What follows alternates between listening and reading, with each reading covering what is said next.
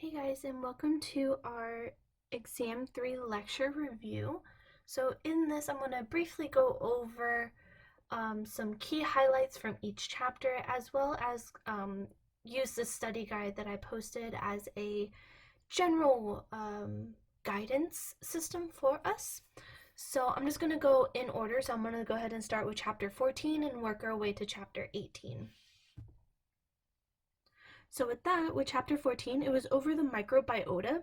So definitely for the microbiota, definitely know these concepts. That's pretty much the big part that I actually want you to get from that. But let me actually go ahead and just split screen for us real quick. Chapter 14. So with chapter 14, the benefits of microbiota. So there are multiple benefits to having a microbiota. Let me click through and find the slide. So like I said, there are many benefits, but the biggest thing is to know that the microbiota, whenever it is good and in check, that it is very, very beneficial for us. It does help us digest our food. It definitely competes with other pathogens. And then also it does aid in synthesizing compounds for us, like making vitamins for us. And then as well as they help enhance the function of our immune system by producing immunomodulins, and these specifically help modify secretions of certain cytokines. And then also the risk of having a microbiota. So sometimes our microbiota, it gets out of check, and with that, if it ever gets out of check, like it gets out of the natural place that it's supposed to be, then it can actually cause serious infections. So that's, for the most part, we don't have to worry too much about our microbiota hurting us.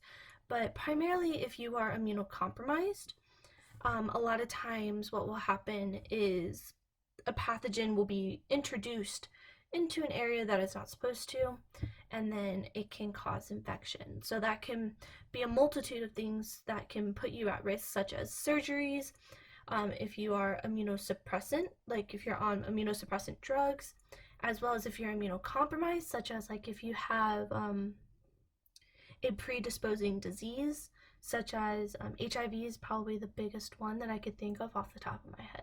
So the biggest risk is that the microbiota can be reintroduced somewhere where it's not supposed to be. Okay, so with that, we're going to go into PRRs and PAMPs.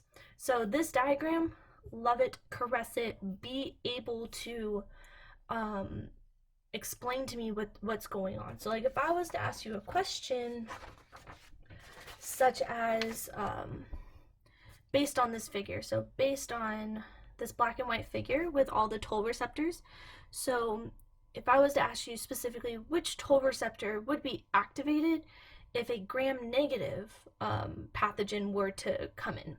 So if it was a gram-negative pathogen, then you would state, oh, it's a TLR4 because of the fact that there's LPSs or lipopolysaccharides. Also, what if I said a virus was to come in? So if I were to say which toll-like receptor would be activated if a double-stranded RNA virus came in, and that would be toll-3. So be able to differentiate between that. I believe with this one that brought us to chapter, also still in chapter 14, I just gotta find that beautiful little table. Here we go. So this table. So definitely be able to, if I was to give you examples such as the one that I just did, saying which toll would be activated based on what bacteria, so you would need to be able to give me examples of each of those. It's like lipopolysaccharides, that has to do with bacteria, double-stranded RNA, that can do with viruses, and so on and so forth. But the likelihood is that I'm going to ask you something bacteria-based. So with that, let's go ahead and go into the function of probiotics. So probiotics, I believe that was towards the end if I remember correctly. Yes. So the whole purpose of probiotics, the idea behind them, is to be able to restore balance, essentially, and increase diversity of our microbiome. So the idea is that you're constantly introducing these good bacteria, and then with introducing good bacteria, then your body is balanced, and then also with the fact that you have multiple different types of bacteria, you're increasing the diversity, and with increasing diversity, then you can definitely decrease the risk of having like gastro upset, having diarrhea, since a lot of times nowadays a lot of people are like stomach sensitive, such as myself. So definitely, if you introduce a lot of good bacteria at the right time, then you can definitely prevent that. So the overall idea of probiotics is to restore and increase diversity of your microbial um, community, essentially. Okay, so with that, one last little thing, the hygiene hypothesis. Um, I'm not 100% too concerned about it, but I do just want you to know the concept of it. So the concept is that as we are improving our life, as we continue to develop new ways of cleaning, there are going to be consequences of that. So, such as like if you see the table right here, this one's a little bit better, less small. So, like if you are, um, like if you are cleaning your water, which you should be, what you're doing is that you're reducing the transmission of dirty water. So, dirty water has like bacteria, fecal contaminants, um, maybe even some other bodily fluids in it, depending on where you're at. So like if that's a river that you also bathe in, but you also get your drinking water from, you can also be introducing other bodily fluids into your body that you don't want to have. So the idea is that as you improve your way of life of having things clean, there's going to be some kind of consequence from it. So another one could be um, like cesarean deliveries. So if a baby is born through cesarean C-section rather than vaginal, then what can also happen is that the baby may not be colonized as much as a baby that was delivered vaginally. So women, we have like a lot of Candida in our vaginal canal. Some more than others. It kind of just depends. It varies between person to person. But a baby can also be colonized through vaginal delivery. So with that, you can actually reduce the amount of transmission of Candida to the baby, or even any other disease that may be linked to the reproductive tract of a woman. So that's just the big idea that I want you to get from it. I'm not really too concerned about it. If I do ask a question, it might be like one. Okay, so that's pretty much the big picture of chapter 14. So with that, we're going to go ahead and go into chapter 15. So chapter 15, let me pull that bad boy up.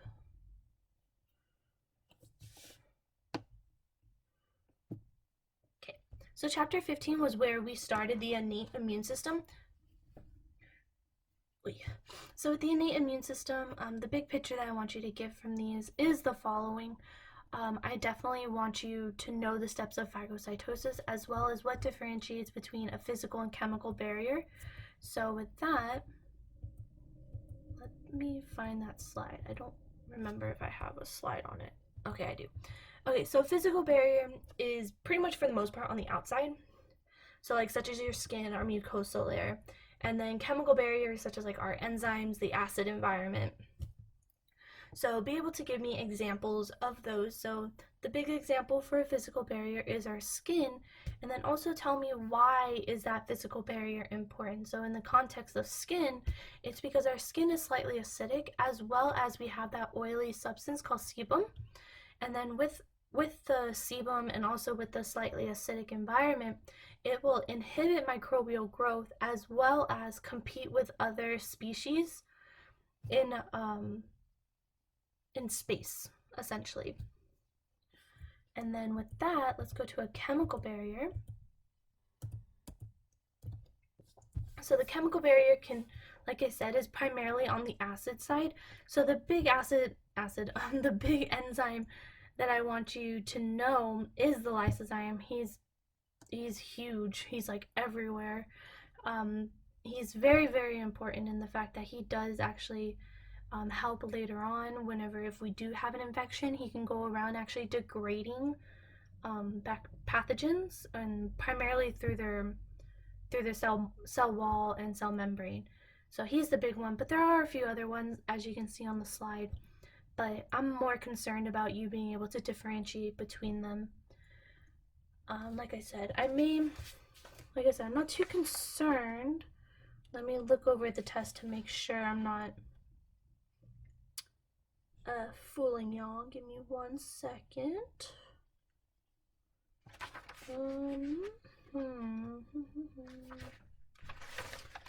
Yeah, I think that's actually the big picture. Yeah, that's the big picture of him. Okay, so with that, let's go ahead and go into the stages of phagocytosis. I don't know if that was further up or further down.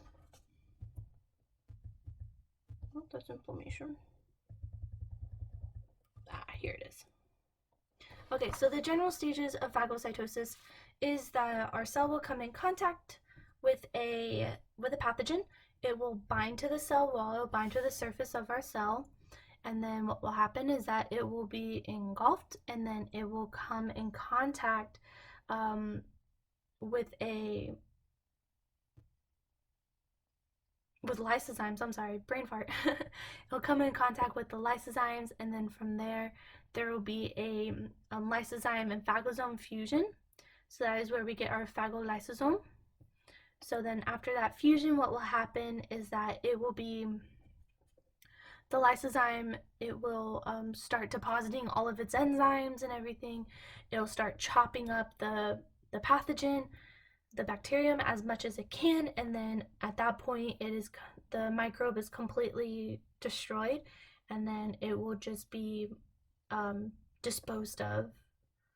So either it'll be disposed of, like it'll be put inside a vacuole and then shipped out, or as you can see in the figure, it'll be just like pooped out. So that's kind of cool. Yeah, I think that was the big picture that I want you to get from that. Yes, so let's leave it at that. Okay, so before we actually move on to the different types of interferons, I do want to go back here and just point out that the different types of white blood cells. I do want you to know the different types of white blood cells and actually like what do they do.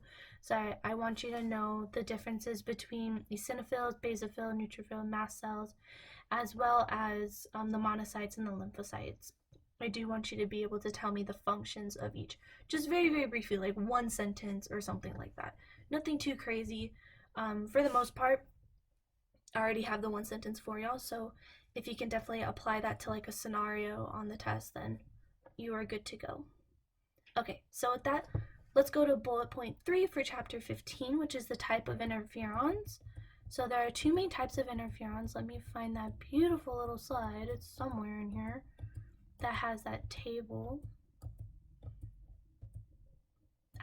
There it is. So this right here. So if I were to like give you this table on the test, I would want you to be able to answer questions based off of that table. So such as, let me think.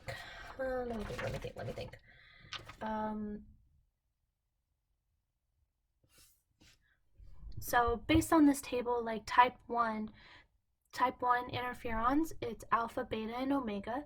So from that, I would want you to tell me what is his main function. So his main function is antiviral potency, meaning that he will take care of viral infections if you have one.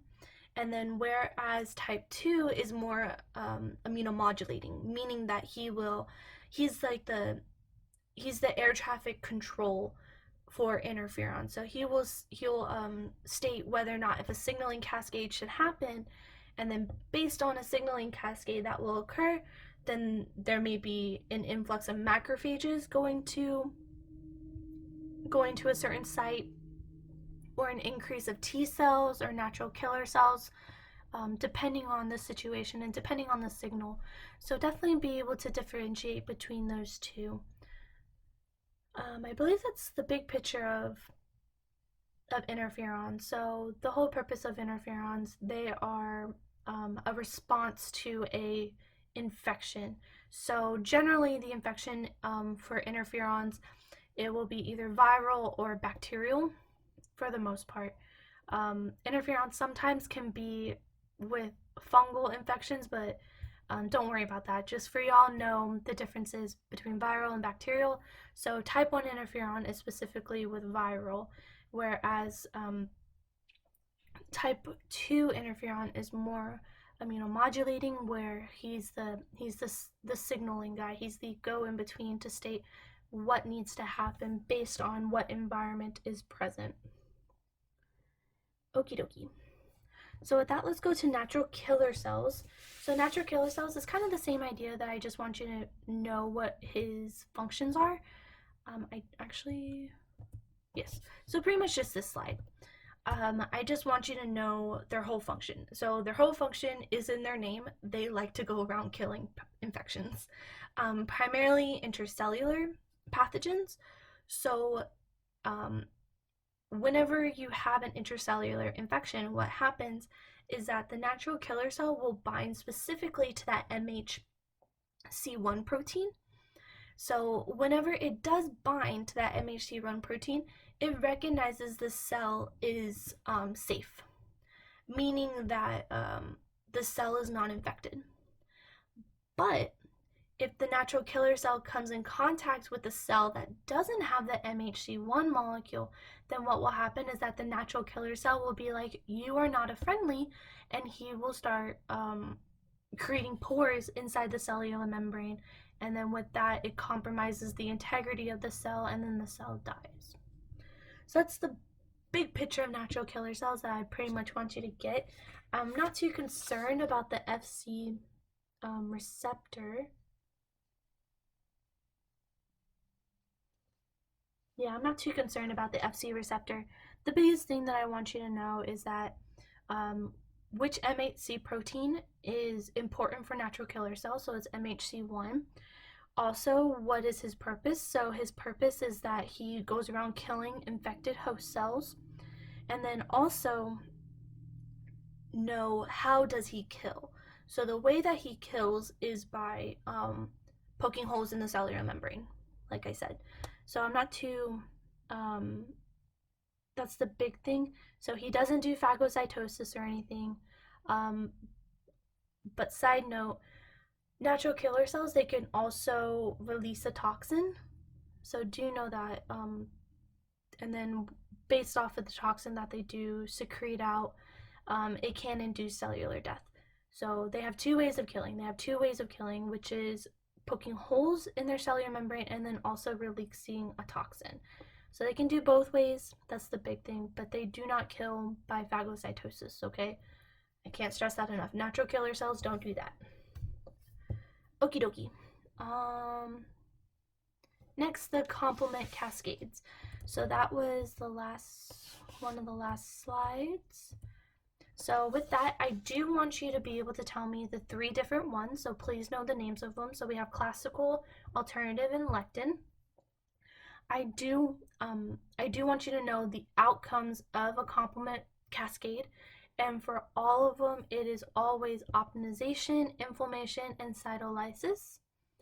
And then also, I want you to be able to tell me what is the difference between how do we activate these complement pathways. So with classical, you activate through an antibody binding, whereas alternative, there is no antibody binding. All you do is bind directly to the carbohydrates, the lipid carbohydrates on the cell surface. And then with lectin, what has to happen is that lectin needs to bind to the mannose carbohydrate on the cell surface of a microbe.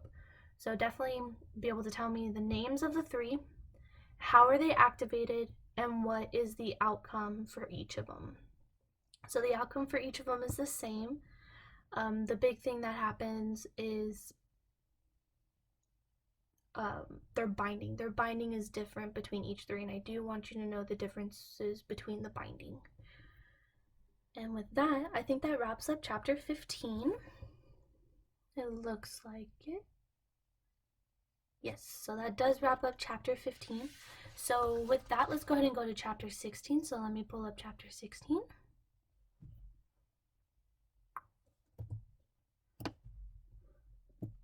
Okay, so at chapter 16,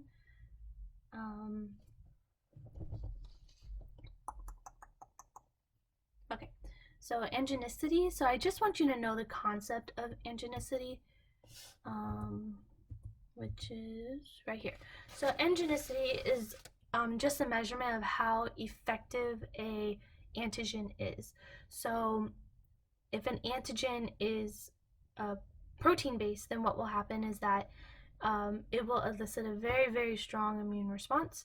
Whereas if an antigen is more lipid based or nucleic acid based, the immune response will not be as strong. That is pretty much all I want you to know for that. Not too concerned outside of that concept. Okay, so with that, the antibody. Antibodies, love them, know them, caress them. So definitely be able to label an antibody. So be able to tell me that like A right here. So like if I was to be like, what is A part of the antibody, I would want you to be able to tell me that this is the light chain, whereas B is the heavy chain. And then also be able to tell me like where is the variable site. So the variable site is that light gray area on this figure or yellow on this figure. And then green is the constant region, and then over here it's the dark region on this figure. So definitely be able to tell me that, be able to tell me like the different antibody functions. So we have 5 antibodies that we did talk about. We talked about IgGs, IgAs, Ms, Ds, and Es. So definitely be able to tell me what's their structure, what's their function, and where can you find them. And that's on all the following next slides. So I'm not going to go over it because you can click through, but I will just click through real quick just in case if you want to pause the video.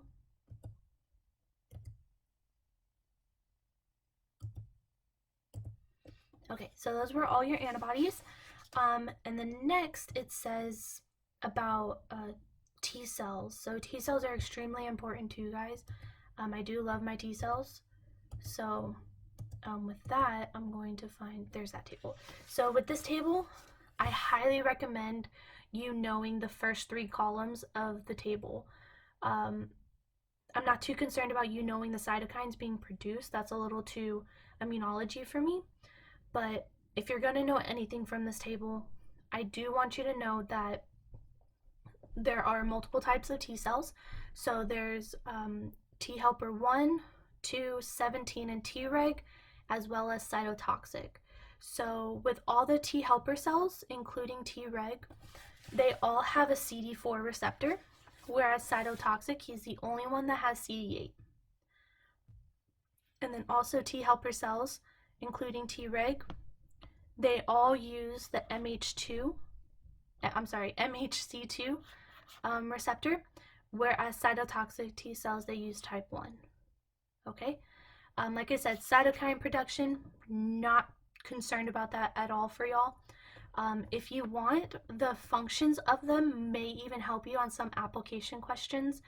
But for the most part, you can get away with just knowing the first 3 columns. But if you can, please know the major functions of each of them. But like I said, I'm more concerned about you knowing what is their CD receptor, as well as which one are they going to bind to in terms of MHC proteins. So definitely know that. And then actually with just this table, that actually goes over number 4 and number 5. So love this table, guys. I can't say that enough. So like, let me give y'all an example of questions that might come up. So let me think. Let me actually just look at the test.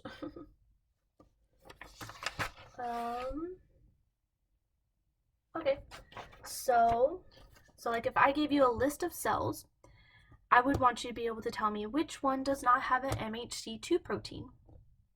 So with that, so we can see from here that cytotoxic T cells do not, but as well as um, other cells that do have MH2 proteins include dendrites, macrophages, and B cells. So the type of cells that have MH2 proteins is cytotoxic T cells, dendritic cells, macrophages, and B cells. Okay, so that can be like an example question. Yeah, that's the big thing. That would be like a big type of question. With that, let's go ahead and go into activation of a cytotoxic T cell because I do definitely ask a question about that. Let me find, I believe, here it is. So definitely, like I said, I do want you to know activation of a cytotoxic T cell. So like if I were to give you a certain figure, I don't know if I gave it. No, I didn't give it on here. But it would be a simplified version of this figure right here. So like where my mouse is circling right now on the Word doc. So right here will be a simplified version of that one. So essentially what I want you to know from a cytotoxic T cell activation is that a cytotoxic T cell has to bind to the MHC1 protein. It's MHC1, not MHC2.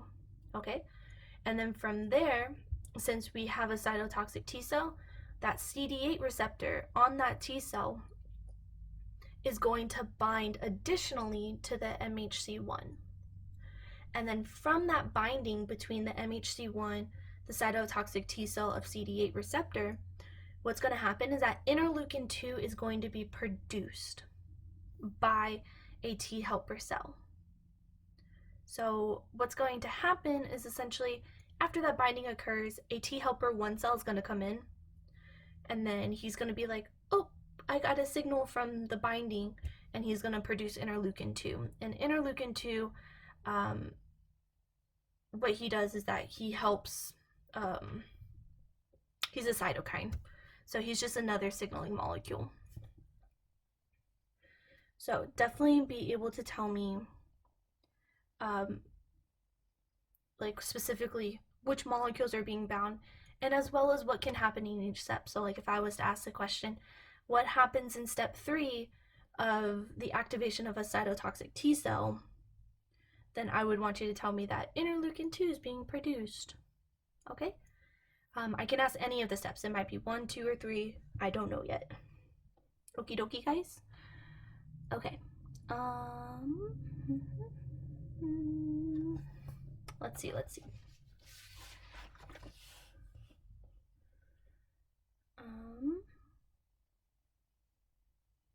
So steps in T helper differentiation, antibody formation. I don't think I'm really too concerned about that, guys. Let me double check on the exam if I really went into detail on that. I don't believe that I did. I thought it was a little too nitty-gritty.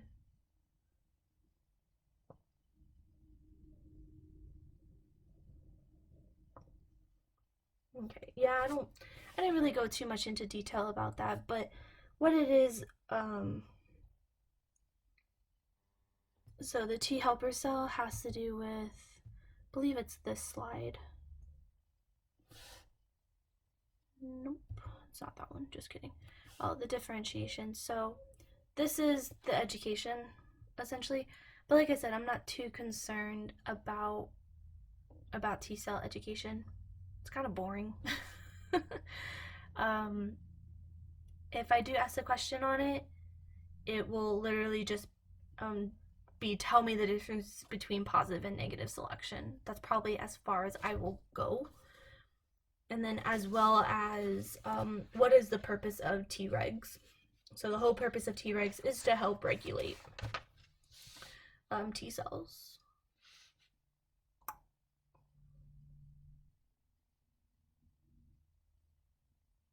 Yep, that's pretty much Yeah, I won't ask really too much about that. Okay, and we already went over number 7, the activation in cytotoxic cells. So with that, that actually wraps up chapter 16, so woohoo! So with that, let's go ahead and go into chapter 17. Chapter 17, the big thing from chapter 17, guys, is to be able to tell me the differences between the different syndromes mentioned in this chapter. So with that, definitely be able to tell me the T cell disorders. So like if I was to ask you a question, which of the following describes XKID disorder? So with that, you would pick the choice that was just like, oh, it's defective in interleukin 2 receptor. So that's the big thing from all the disorders that I want you to be able to tell me. Also, kind of based on like what we did in class was like if I believe it was, let's do this guy. So with Barr-Leukocyte syndrome, so this is where he lacks the MH2 protein. I keep missing the C, MHC2 protein. So with that, you'll tell me that it's a genetic mutation, and then based on that, what do you think can happen downstream of that? So if a patient did have Barr lymphocyte syndrome, from that, what do you think will still happen within this individual? So we know that some part of his cell-mediated immunity is going to be disrupted, but what part of his immune system is actually still functioning? So pretty much any part of the immune system that doesn't involve MHC2 protein is still functioning. So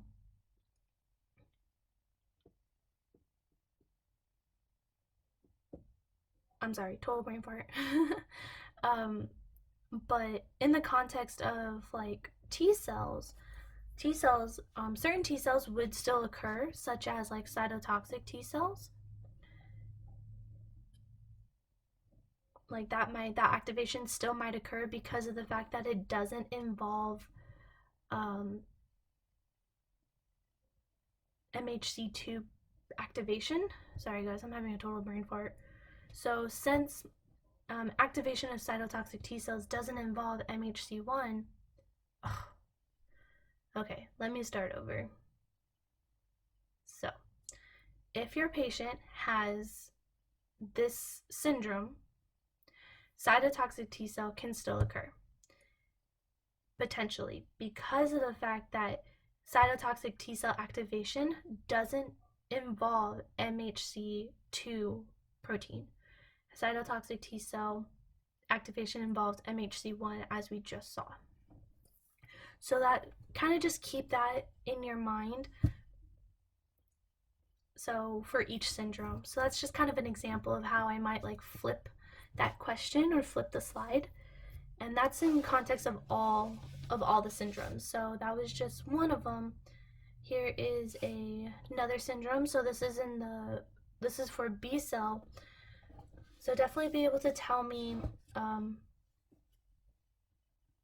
what causes this. So some of them we don't know the direct cause, but that's okay.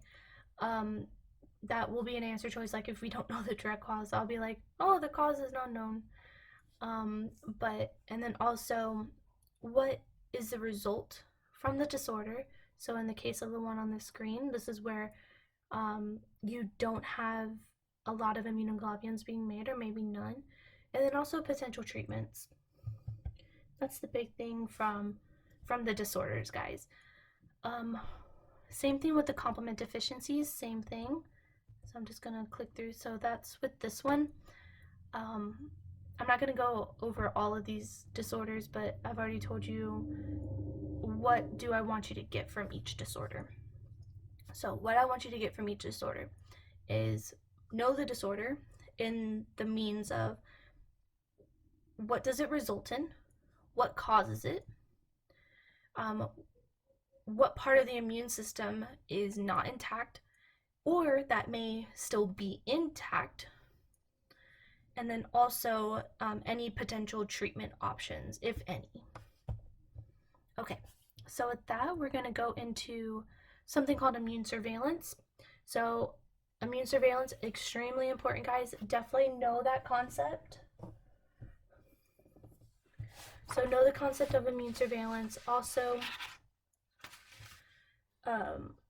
like know how does it work. So the way that it works is in that bold part of the sentence where it marks the surface of a cell with certain antigens in order to flag other cells saying that he's not normal. So that's the big thing I want you to get from immune surveillance.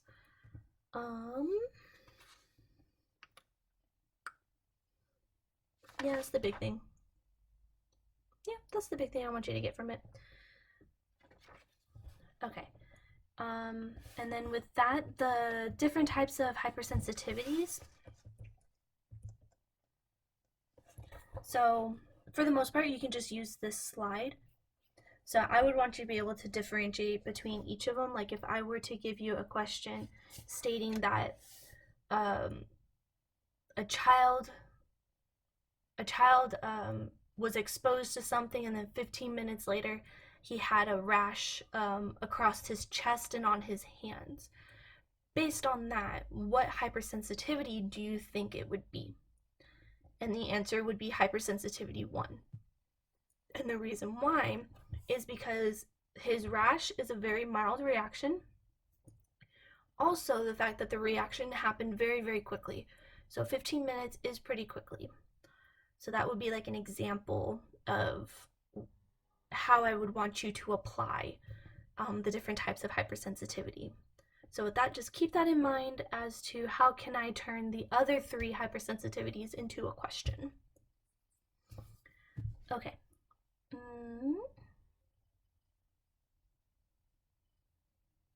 So number 5, the second part we didn't talk about. We didn't talk about organ transplant rejection, so don't even worry about that.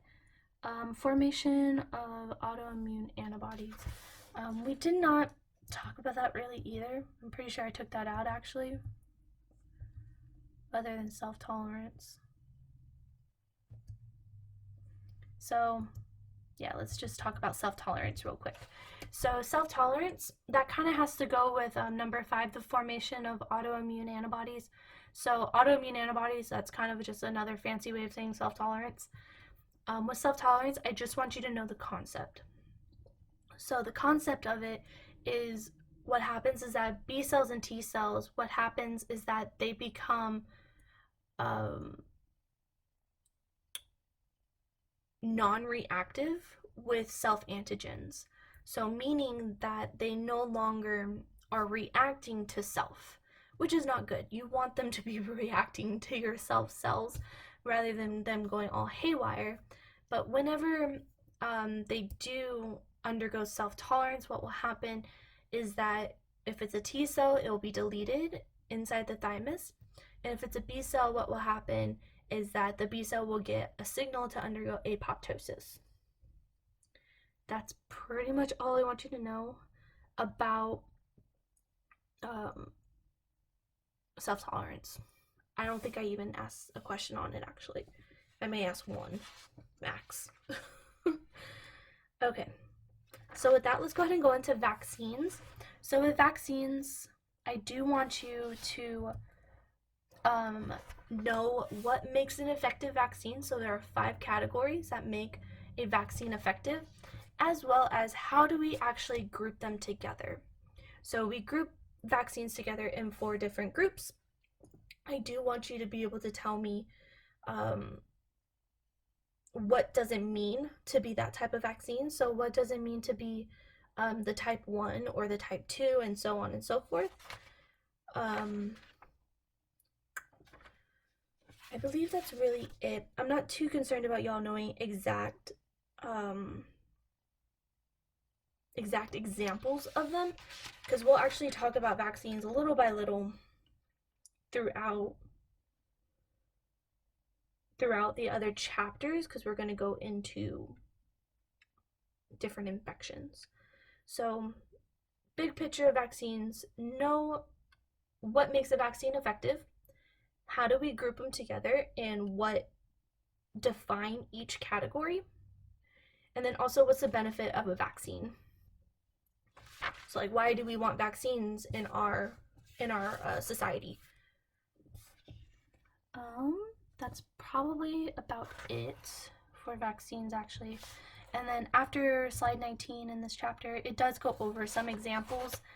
I don't think that will really help you on the test, if I'm being honest. So yeah, I wouldn't even worry about that. Just know the big picture of vaccines, so the differences between them, and then also what makes them effective. So with that, let's go to herd immunity. Definitely herd immunity. I want you to know the concept of it. So the whole idea behind herd immunity is that if the herd is vaccinated, then the population, the herd itself, is protected. So if, let's say, we have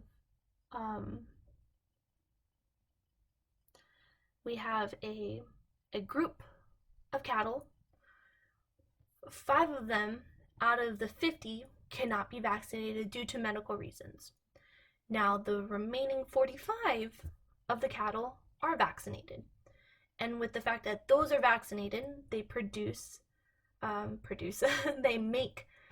they make sure that the ones that could not be vaccinated are protected. And that is the idea of herd immunity. So herd immunity protects the immune weak. So herd immunity varies between each pathogen. So like if a pathogen is super virulent and the vaccine is not effective against it, then herd immunity is completely inert.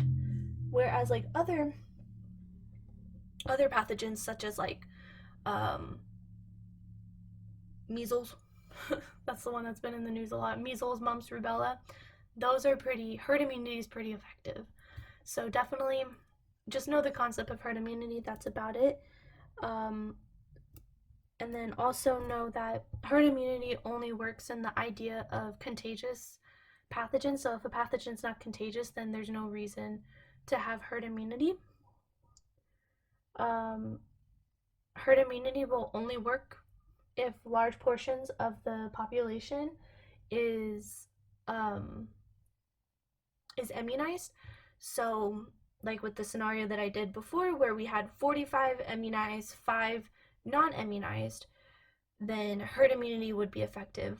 Whereas if we only had 20 immunized, whereas 30 were not, then herd immunity would not be effective at that point.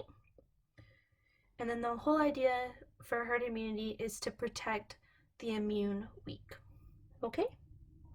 So that's the idea of herd immunity, and that will wrap up chapter 17.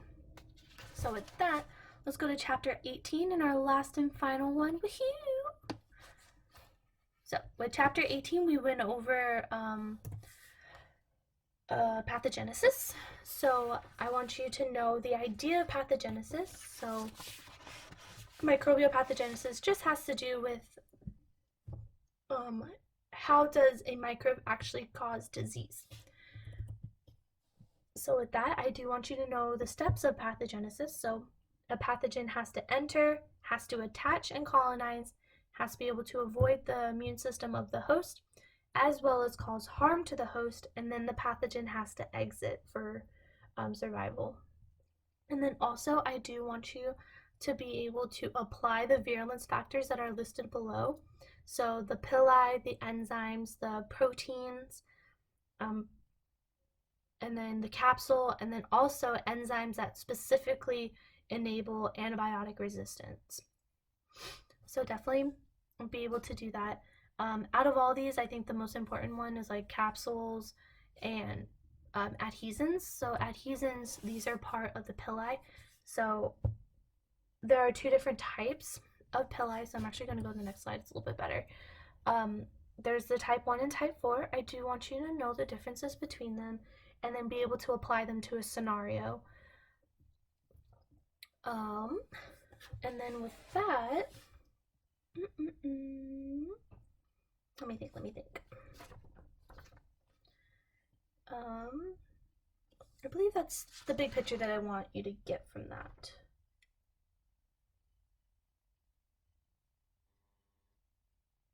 Yeah, I think that's the big picture. Also, with that, I am going to introduce another concept. I'm going to try to find it on the slide. Right here. Endogenic variation. So this is also another pathogenic feature. So just keep that in mind. That kind of ties into somewhat virulence factors, but not really. Um, but it is a pathogenic feature and genic variation. So this is where they create different antigens on their cell surface, even though they're the exact same thing. And with that, then we have to create new antibodies. Okay, so with that, I'm going to go back to endotoxins and exotoxins. So with endotoxins and exotoxins, I do want you to be able to just tell me for primarily exotoxins, like what are different modes of action, meaning like what are their mechanisms of how do they actually cause harm to our patients. So there are 8 of them. I might be like, oh, list 3 or list 4. I'm not too concerned about examples yet because we're going to go into examples later on in other chapters. So at this point, I just want you to know that there are a multitude of mechanisms that endotoxins can harm a host cell. So just be able to tell me some of them. If you know all of them, beautiful. Definitely need to know that. Okay, so that's with endotoxins as well as exotoxins. I'm sorry, I think I flipped them. Exotoxins, I want you to know the modes and mechanisms of exotoxins. And then endotoxins, definitely know them too. The big thing with those guys is the fact that they're more present in gram-negative bacteria. So like they're present in all of them. Some of them produce more nasty toxins compared to others. It just depends on the pathogen. So definitely know an endotoxin, and then know that if an endotoxin is produced, what does that have to do in the context of clotting factors? And that should be good. Okay, so that will wrap up point 3 on chapter 18. So with that, let's go to point 4, which is extracellular escaping. So with extracellular, my goodness, guys, I'm tired. With intracellular escaping, so the big thing are the points on the bottom. So the 3 possible outcomes. So those are the big things, and that's pretty much as far as I want you to go in the context of how do they actually escape.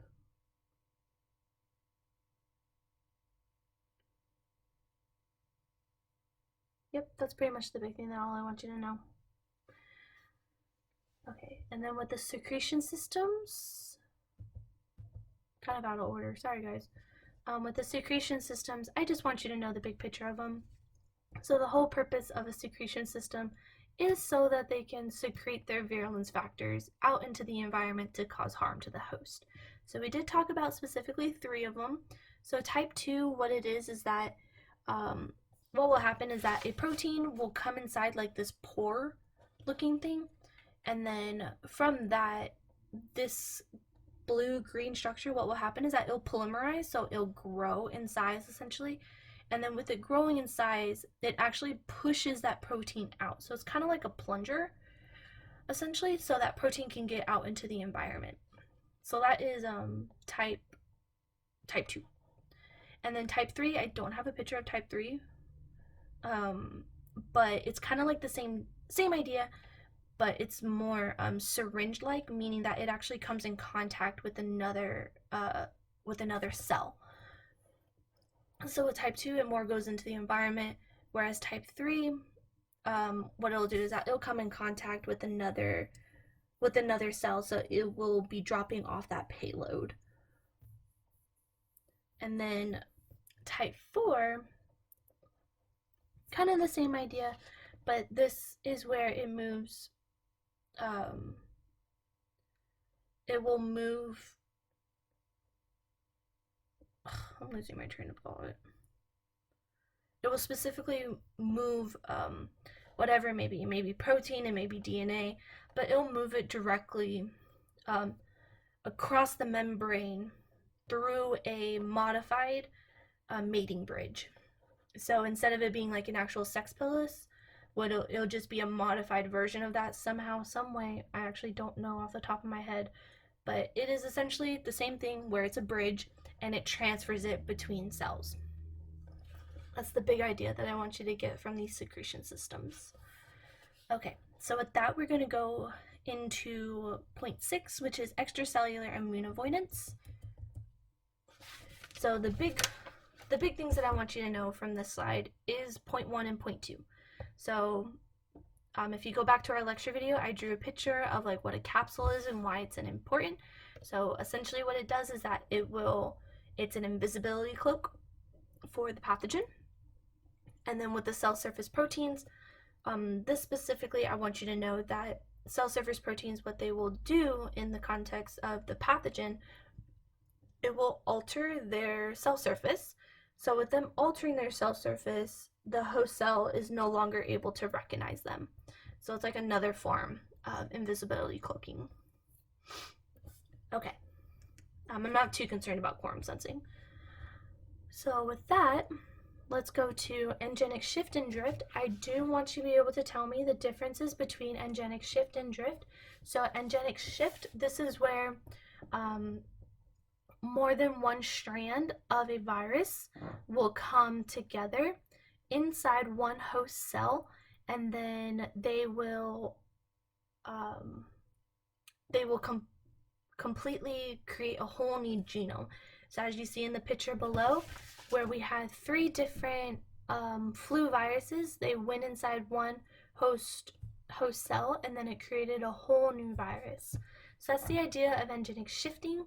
Whereas engenic drifting, this is where just a random mutation occurs after it infects a host cell. That's in the context of influenza for this one. So engenic shift and drift, this was in the context of influenza. But it still holds true for other viruses. But influenza, he's very, very prone to doing engenic shifting and drifting. Okay. Okie dokie. So with that, we talked a little bit about viral pathogenesis. So just from this, I just want you to be able to tell me, how does HIV actually infect? So HIV, he'll infect in the terms of that he will bind to a CD4 receptor, or he'll also bind to a CCR5 receptor. And then once he actually binds and fuses to a T cell, what he'll do is that he will take over the cell, and he will tell the cell that you are not allowed to undergo apoptosis, and with that, the virus can actually live on in the cell and create more of him.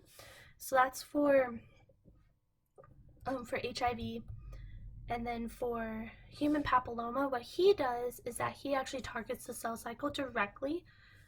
So a little bit different than HIV, but kind of similar. But what he does is that HIV, he will bind to a protein, and then from there, he binds directly to the protein called PRB. So with that, he actually doesn't, since he's binding to PRB, with that, it'll lead to uncontrolled cell division. And then HSV. So HSV, we didn't really go into this too much, but what it is that essentially he will live dormant inside your neurons and then reemerge later on, or may never reemerge later on. It kind of just depends on the person. So some people will have more outbreaks compared to another person. It just depends. But what he does is that he will actually incorporate himself into the host genome, and then